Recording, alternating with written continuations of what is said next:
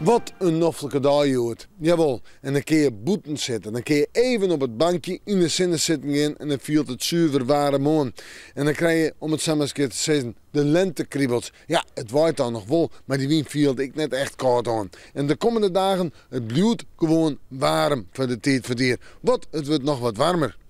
Joen en vannacht, een beroende loft, uit een troggensruin of lichte ruin. Ik wil weer droge perioden, het 10 of halve graden. Natuurlijk vast te hege temperaturen voor deze tijd van dier.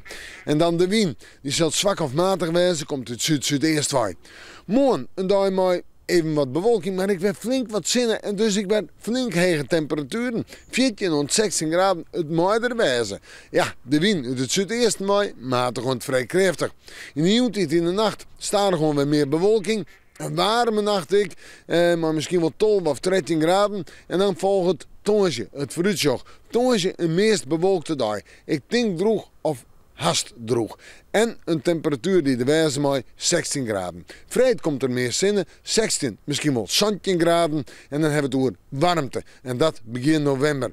En dan op naar sneeuw. Ik nog een warme dag voor de tijd van dier. Staan 15 graden, de zinnen erbij en droeg waar. En droeg blijft het nevens mij, ik op sneeuw. Nou ja, morgen moeten we maar weer even naar het weekendje in. Dus we moeten morgen maar weer even in het waarsje in.